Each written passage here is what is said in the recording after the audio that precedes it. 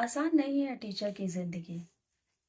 उसका पूरा जीवन दो पार्ट्स में बटा हुआ है, inside the classroom and outside the classroom. Inside the classroom तो है ही उसका काम, जिसमें वो अपना 100% देने को तैयार रहता है। आउटसाइड द क्लासरूम में उसकी जिम्मेदारियां कम नहीं है। पर यकीन मानिए, एक अच्छा टीचर वो होता है जो दोनों ही, इनसाइड द क्लासरूम और आउटसाइड द क्लासरूम, दोनों में ही अपनी जिम्मेदारी पूरी से पूरी अच्छी तरह निभाने का प्रयास करता है। आउटसाइड द क्लासरूम उसकी भूमिकाएं, कुछ भूमिकाएं ऐसी हैं जो उसके अंदर ये क्वालिटीज होनी ही चाहिए। जैसे वो एज ए काउंसलर की भूमिका निभाता है। जब जब उसे स्टूडेंट्स को उसकी जरूरत होती है, वो वह मौजूद होता है।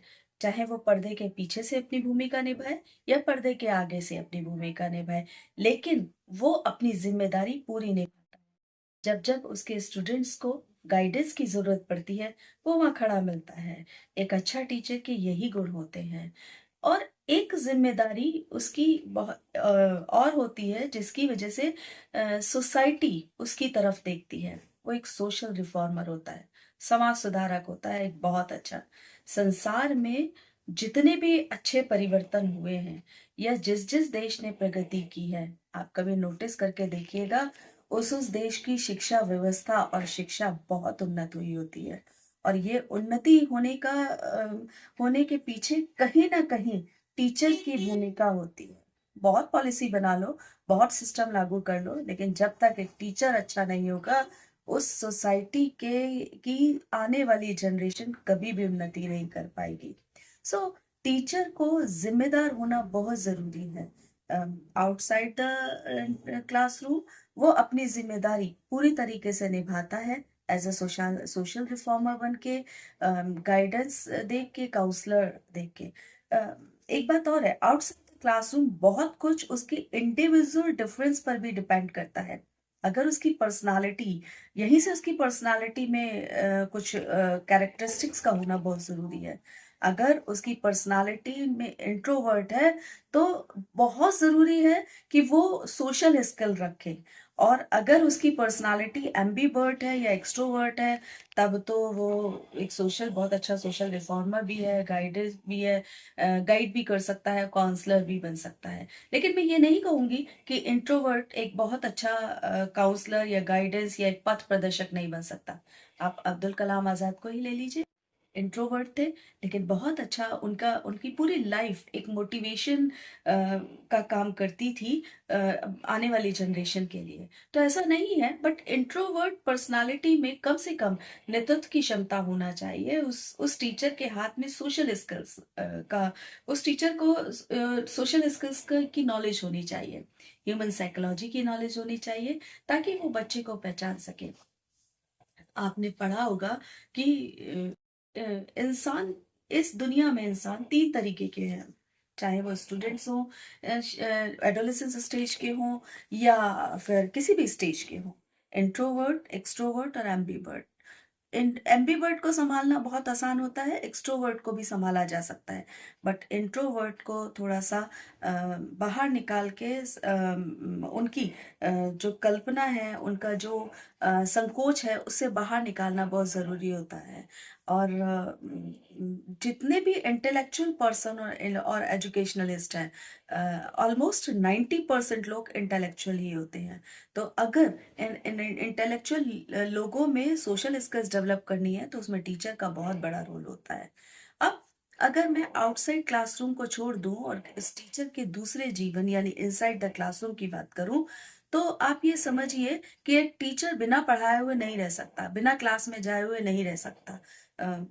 90% उसका उसकी जो काम है, वो उसके, चाहे वो इनसाइड द क्लासरूम हो या आउटसाइड द क्लासरूम हो, 90% उसका जो वर्क है वो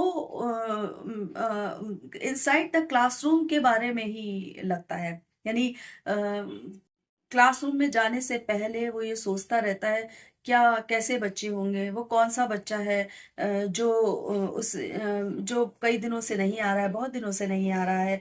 कौन सा ऐसा बच्चा है जिसको कि अगर मैं इस तरीके से करूं, इस तरह से बूस्ट करूं या इस तरह से मोटिवेट करूं, तो वो बहुत ऊंचा जा सकता है। या किस बच्चे ने कुछ गलतियां की हैं जिसको कि मुझे इम्प्रूव करवाना है, और मुझे अपना कंटेंट किस तरीके से देना है। तो क्लासरूम में जाने से पहले वो बहुत तैयारी करता है। यही वजह है कि उसकी क्लास बहुत सक्सेसफुल होती है। उसके बच्चों के रिजल्ट्स बहुत अच्छे आते हैं। इनसाइड द क्लासरूम के जो एक्टिविटीज हैं, इसको मैं 3 पार्ट्स में बांटना चाहूंगी, जिसे टीचर एजुकेशन में फेजेस ऑफ द टीचिंग कहा जाता है। 3 पार्ट्स में फेजेस ऑफ द टीचिंग होती है। Inactive phase, pre active phase, inactive phase और post active phase. Pre active phase एक ऐसा फेज है जो क्लासरूम की ड्योढ़ी चढ़ने से पहले आप जितनी भी तैयारी करते हैं, वो हमारा प्री एक्टिव फेज कहलाता है। आप देखते होंगे टीचर्स जो है वो क्लासरूम में जाने से पहले पूरी तैयारी करता है। मुझे अपने क्लास को लिए हुए काफी साल हो गए, लेकिन यकीन मानिए क्लासरूम में जाने से पहले आज भी मैं अपना पहला शब्द तैयार करती हूँ कि मेरा पहला शब्द क्लासरूम में पहुंचते ही क्या होगा।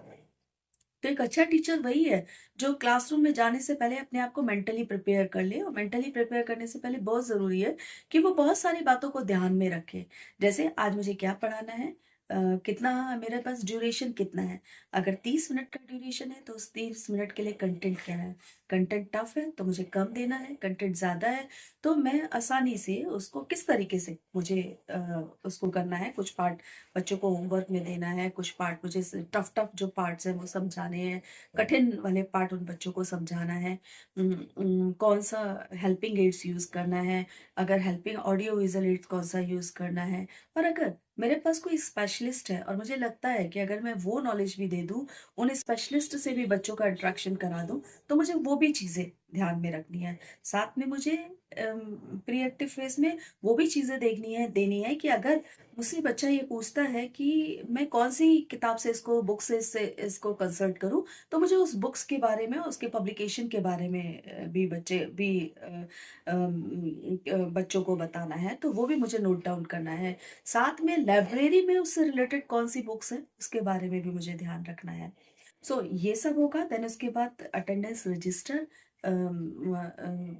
टोटल कितने बच्चे हैं, ऐसा कौन सा बच्चा है जो लगातार एब्सेंट हो रहा है, ऐसा कौन सा बच्चा है जो बहुत अच्छा क्लास में आंसर देता था, रिस्पॉन्स करता था, बट अचानक से उसका रिस्पॉन्स आने बंद हो गए हैं। ऐसा कौन सा बच्चा है जो क्लास में बहुत शैतानी करता है या इंटरप्ट करता है या इंटरवेनिंग एलिमेंट है। ऐसा कौन सा बच्चा है जो क्लास में इंडिसिप्लिन की प्रॉब्लम क्रिएट करता है, या मेरी क्लास में कितने तरीके के जो बच्चे हैं, कौन कौन सा बच्चा किस कैटेगरी में आता है। या ये भी आपको बात ध्यान में रखने की जरूरत है कि क्लास में 3 तरीके के बच्चे होते हैं, लोअर आईक्यू वाले, हायर आईक्यू वाले, और ऐसे बच्चे जिनका कि आईक्यू एवरेज होता है। अब लोअर आईक्यू वाला बच्चा अ, वो बच्चा है कि आपको पता है कि अगर मैंने कुछ भी सरल शब्दों में नहीं पढ़ाया तो ये बच्चा आगे बढ़ नहीं पाएगा। जैसे मैं एक एग्जांपल देती हूँ कि अगर मान लीजिए आप पहाड़े पढ़ाने जा रहे हैं, टेबल कराने जा रहे हैं, तो ऐसे बच्चों को 1 2 3 की भी नॉलेज नहीं है, तो आपको ये बात प्री एक्टिव फेज में ध्यान रखनी पड़ेगी कि मुझे उन बच्चों को कैसे चलाना है क्लास में। क्योंकि अगर मैं क्लास में उनको नहीं पढ़ाऊंगी या उन पर ध्यान नहीं दूंगी तो वो इंटरप्ट करेंगे। फिर ऐसे बच्चे भी होंगे जो कि जिनकी कि जो मैं पढ़ाने जा रही हूँ उनको कहीं पहले से पढ़ा हुआ होगा, घर पे वो पढ़ चुके होंगे या उन्हें पहले से इस चीज की नॉलेज होगी। जैसे मैं अगर टेबल पढ़ाने जा रही हूँ तो पता चला उन्हें सम्स भी आते हैं, उन्हें सवाल करने भी आते हैं। तो ऐसे बच्चे भी नो डाउट जिन्हें सब कुछ आता है तो वो इंटरप्ट करेंगे। तो ऐसे बच्चों को मुझे कैसे हैंडल करना है, वो बच्चे कौन कौन से हैं, इन सब बातों का ध्यान मुझे क्लासरूम में जाने से पहले करना है। यहाँ मैं फिर आपको एक बार याद दिलाना चाहूंगी कि ये जो तैयारी सारी की जा रही है, ये फेजेस टीचर एजुकेशन में इनएक्टिव फेज के नाम से जाना जाता है। अब इनएक्टिव फेज में हम ये सारी तैयारी करके, अटेंडेंस रजिस्टर, चौक डस्टर, उन सब की तैयारी करके हम जब लेकर चलते हैं, तो जैसे ही हम क्लासरूम में एंटर होते हैं तो एंटर होने के बाद और अपने एवैल्यूएशन करने से, एवैल्यूएशन क्या है मैं भी उसके बारे में भी आऊँगी, लेकिन क्लासरूम में एंटर करने के बाद और एवैल्यूएशन होने से पहले हम जितनी भी काम करते हैं इनसाइड द क्लासरूम, वो सारा इनएक्टिव फेज में आता है। इनएक्टिव फेज में अ, आप समझ ही रहे होंगे, यानी हमने जो जो तैयारी की है, कंटेंट जो भी पढ़ाना है, वो सारा इनएक्टिव फेज में आएगा। जाहिर सी बात है, सबसे पहले हम जाके पहुंचते हैं, अटेंडेंस लेते हैं, बच्चों को एक नज़र से देखते हैं, अभिवादन देते हैं, एटमॉस्फेयर कूल करने की कोशिश करते हैं, जो हेट्रोजीनियस एटमॉस्फेयर होता है। एक बात आप हमेशा ध्यान रखिए, क्लास में आते ही कभी भी नहीं पढ़ाया जाता, क्योंकि बच्चा डिफरेंट डिफरेंट सराउंडिंग से आता है, डिफरेंट डिफरेंट एनवायरनमेंट से, डिफरेंट डिफरेंट उसका फैमिली एटमॉस्फेयर होता है। हो सकता है उसके घर में कुछ टेंशन हो, अ, वो उस माहौल से आया हो। ये भी हो सकता है कि एक बच्चा जो है वो बड़े खुशनुमा माहौल से आया हो, और ये भी हो सकता है एक बच्चे के घर में मूवी देखी जा रही हो और अचानक से उसको स्कूल भेज दिया गया हो, या किसी बच्चे के घर में मैरिज हो रही हो और उसे स्कूल भेज दिया गया हो। तो डिफरेंट डिफरेंट मूड के बच्चे होते हैं, और पहले जो ये हेट्रोजीनियस एनवायरनमेंट होता है, इसको होमोजीनियस बनाने का प्रयास किया जाता है। बहुत सारी बातें आप कर सकते हो लेबल देखकर, जैसे प्राइमरी लेवल है तो आप बच्चों से के साथ बच्चा बनकर बात कर सकते हैं। सेकेंडरी लेवल है तो आप उनसे पिछला पूछ सकते हो, जो पिछली क्लास के दौरान आपने जो पढ़ाया था उसके बारे में बात कर सकते हो। इस तरीके से उनसे हायर एजुकेशन है तो आप उनसे क्वेश्चन पुट अप कर लीजिए उससे रिलेटेड। तो इस तरीके से इंट्रोडक्टरी पार्ट इलेक्टिव फेज में करते हुए हम धीरे धीरे कंटेंट की तरफ बढ़ते हैं, उन्हें अपने टॉपिक के बारे में बताते हैं, और फिर उन्हें धीमे धीमे कंटेंट के अंदर ले जाने की कोशिश करते हैं। यही आईटी का भी बहुत बड़ा रोल होता है। किसी समय में एजुकेशन टेक्नोलॉजी हम एक शब्द यूज किया करते थे, जिसने हमसे ये कहा था कि टीचर क्लासरूम में एक लीडर की तरह से होता है, जिसे मैं शब्द का प्रयोग नहीं करना चाहिए, हमेशा क्लासरूम में हम शब्द का प्रयोग करना चाहिए, क्योंकि वो एक लीडर होता है और उसके साथ उसके बच्चे होते हैं, उसके साथ उसके स्टूडेंट्स होते हैं, और वो उन स्टूडेंट्स को उस ऑब्जेक्टिव्स पर, जो ऑब्जेक्टिव वो लेकर आया है, उस ऑब्जेक्टिव्स पर नहीं पहुंचाता है, खुद उनके साथ उस ऑब्जेक्टिव पर चलने का प्रयास करता है, वही एक अच्छा टीचर होता है। इसलिए टीचर को लीडर भी कहा जाता है, और उससे अपेक्षा की जाती है कि वो कभी भी मैं शब्द का यूज ना करे, वो हमेशा हम शब्द का क्लासरूम में यूज करे। हम आज ये करेंगे, हम आज ये सीखेंगे, हम आज इसके बारे में जानेंगे। उसके बाद जब आप सारा कंटेंट दे चुके होते हैं, यही वो टाइम है, देखिए सबसे क्रूशियल टाइम और सबसे पीक का टाइम होता है, जब आप बच्चों को नॉलेज दे रहे होते हो। अ, ये वो दौर होता है जब सच में आप एक अगर अच्छे टीचर हो, तो एक पिन भी अगर गिर जाए, एक सुई भी गिर जाए, तो उसकी भी आवाज होती है। और यकीन जानिए, अगर आपका कंटेंट अच्छा है, अगर आपका बोलने का तरीका अच्छा है, अगर आपने बहुत सीधी और सरल भाषा में बच्चों को समझाने की कोशिश कर रहे हो, तो आपकी क्लास में कोई भी इनडिसिप्लिन नहीं होती। बच्चा जानने के लिए उत्सुक होता है, उसके अंदर क्विंच होती है जानने के लिए कि टीचर क्या नॉलेज देने जा रहा है, जो मैंने जाना ही नहीं है, जो मुझे पता ही नहीं है। आप प्रयास कीजिए, बच्चा जरूर उसको समझने की कोशिश करेगा। उसके बाद आपका जो फेज शुरू होता है, वो पोस्ट एक्टिव फेज शुरू होता है। यानी पोस्ट एक्टिव फेज एक ऐसा फेज है जब आप ये जानने का प्रयास करते हो, एवेलुएट करते हो।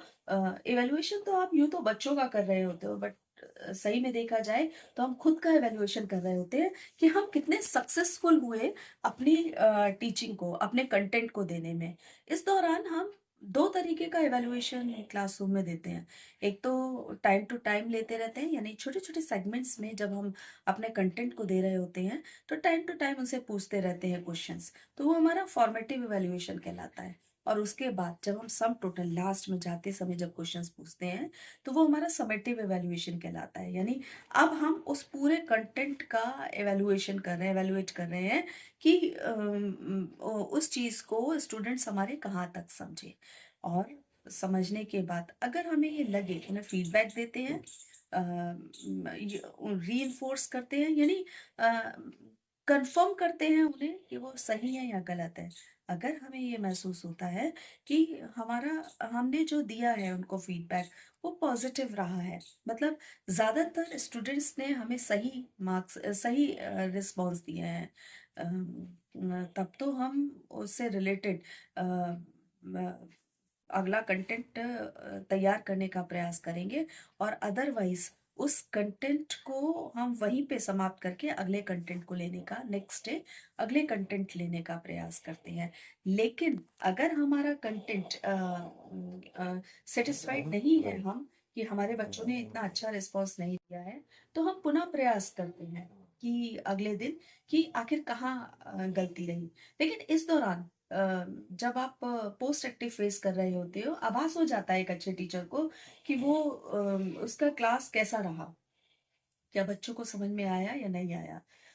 तो उसी दौरान जब आप पोस्ट एक्टिव फेस कर रहे हो और आपको ये आभास हो गया कि आज बच्चों को ठीक से समझ में नहीं आया है, तो आप डायग्नोस टेस्ट भी ले लो साथ साथ। डायग्नोस टेस्ट वो टेस्ट होता है जिसमें कि हम ये डायग्नोस करने की कोशिश करते हैं कि आखिर कमी कहाँ रही। आप हैंड टू हैंड लोगे तो समझ में आ जाएगा। जैसे मुझे याद है एक बार जो था वो एक स्टेप मैथ्स के एक एक एक स्टेप पे बच्चा अटक गया था ऑलमोस्ट, और पूरी क्लास ही अटक रही थी, और मैं नीचे तक उसको ब्रैकेट्स को सॉल्व कर रही थी। तो जब मुझे क्वेश्चन पूछते पूछते ये आभास हो गया कि वो स्मॉल ब्रैकेट्स पे अटके हुए हैं, बार ब्रैकेट्स और स्मॉल ब्रैकेट पे अटके हुए हैं, कि पहले कौन सी सॉल्व की जाए, डायग्नोस होते ही मैंने उनको रेमेडियल दे दिया। तो डायग्नोस टेस्ट दीजिए और रेमेडियल उसको कर दीजिए, और हाथ के हाथ रेमेडियल टीचिंग कर दीजिए। हाथ के हाथ एक दूसरा उसी से रिलेटेड क्वेश्चंस देकर ये देख लीजिए कि आप सक्सेसफुल हैं या नहीं। अगर सक्सेसफुल नहीं है, नेक्स्ट डे के लिए इन प्री एक्टिव फेज में फिर से तैयारी कीजिए, और अगर सक्सेसफुल है तो दूसरे कंटेंट को आप तैयार कर सकते हैं। इसके बाद आप होमवर्क दिया जाता है। होमवर्क असल में अ, कई सारी बातों के लिए होमवर्क दिया जाता है। एक तो डिस्क्रिमिनेटिव लेवल हम पता करते हैं, यानी क्लास में बिना बच्चों को बताए ये डिस्क्रिमिनेट करना कि कौन सा बच्चा अच्छा है पढ़ाई में, कौन सा बच्चा हमारे कंटेंट को समझ रहा है, और कौन से बच्चों पे हमें कितनी मेहनत करनी है। तो वो हमारा डिस्क्रिमिनेटिव लेवल, तो हमें डिस्क्रिमिनेट करने के लिए होमवर्क दिया जाता है, यानी उसकी डिफिकल्टी वैल्यू बढ़ा दी जाती है। थोड़ा सा उसकी डिफिकल्टी वैल्यू को, यानी थोड़ा डिफिकल्टी वैल्यू बढ़ाएंगे तो वो क्वेश्चंस जो लोअर आईक्यू वाले या एवरेज आईक्यू वाले बच्चे हैं वो नहीं कर पाएंगे, लेकिन हायर आईक्यू वाले बच्चे कर जाएंगे। यहीं से डिस्क्रिमिनेशन हमें खुद ब खुद पता चल जाता है। इसके साथ ही बच्चों को बाय कहकर हम क्लासरूम से बाहर आ जाते हैं। तो ये एक अच्छे टीचर की पहचान है, और मुझे ये उम्मीद है कि आप इन गुणों को अपने ऊपर, अपने पर्सनालिटी में उतारने का पूरा प्रयास करेंगे।